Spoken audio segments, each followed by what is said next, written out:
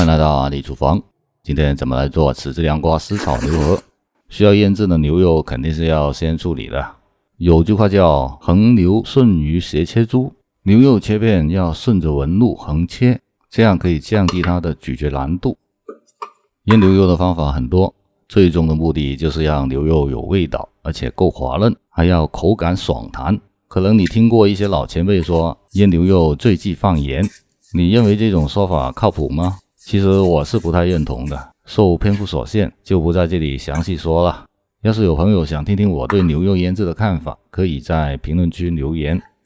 腌制牛肉受水是一个关键，一般来说牛肉能完全受水而没有渗出的现象就可以裹粉了。生粉放入后就不要过多搅拌了，拌匀就可以了，以免脱浆。最后用花生油封面。接着就来处理一下苦瓜，对开之后把瓤去掉，这白色的部分口感不太好，尽量刮干净一点。苦瓜的苦味来自于苦瓜素，分布在果肉细胞里，想要没那么苦就尽量切薄一点，想要更爽脆的口感就得切厚一些。放点盐腌一会儿，再洗干净，就可以去掉一些青涩的味道，但脱苦的功效并不算太突出。如果你有什么脱苦的小妙招，欢迎评论区分享。料头主要就是蒜蓉、豆豉了，如果有红椒也可以搭上一点配色。炒河粉离不开的是绿豆芽和葱段，也得来上一点。河粉的处理工作就是要把它撕开抖散，这个很重要。像这些粘在一起一坨的，炒的时候在锅里是很难炒开的，炒不开就不容易均匀上色和入味了。炒的顺序也很重要，既要能保证口味和香气，又要能保证上桌时的温度，还要少洗2次锅。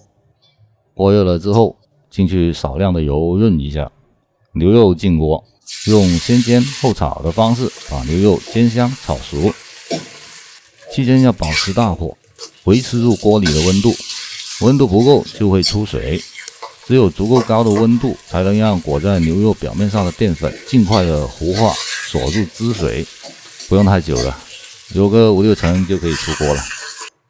不用关火，直接放豆芽进去，给点盐入点底味，也不用炒太久，炒太久了也会出水，而且口感也不好。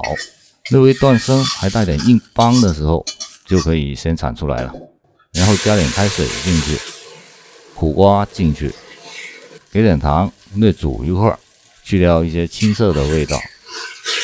关火先铲出来，扒开一下散热，不要让它捂着。这时候就可以去洗一下锅了。锅不干净，河粉是很难炒好的。锅要转着烧，一定要把锅全面的加热，只要锅够热就不会粘锅了。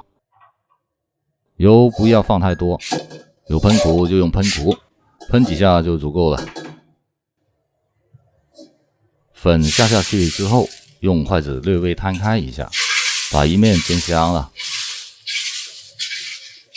在准备翻面之前，先在面上喷上一点油，如果能颠勺的话，那就直接翻过来了，不然用铲子翻也是没毛病的。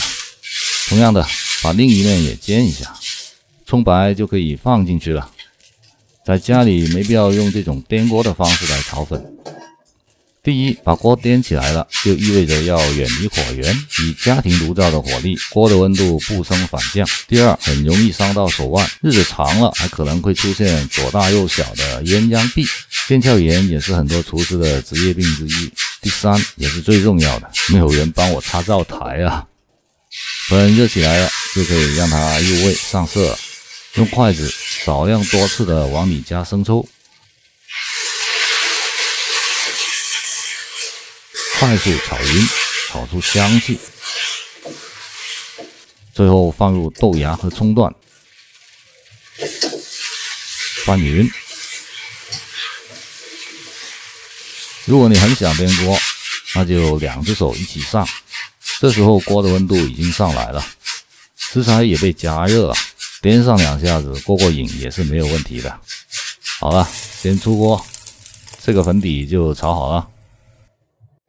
下面的进程就要加快一点了，不然粉底放凉了就不好了。这也是为什么前面要做预熟的原因之一。给点油，把料头先爆香，苦瓜进去炒一炒，掺点花雕酒提升香气。这时候就要加水了，我不太喜欢太多的汤汁，就少放一点了。所以很多时候在家里做饭都是看自己的喜好来的，不存在精确的配方，用盐、糖、生抽、蚝油调一下味。拿捏不准的可以试试味了哈，最好的老师就是自己的舌头。口味合适了，再用水淀粉把汤汁收紧了。最后再放牛肉和剩下的葱段，翻匀就可以盖到河粉面上了。用浇头的方式盖在河粉上，这是湿炒的方式之一，比较适合这种又宽又薄的河粉。还有一种把河粉放到汤汁里面炒的方式，比较适合潮汕常见的既窄又厚的粿条，没有好坏之分，只有合不合适。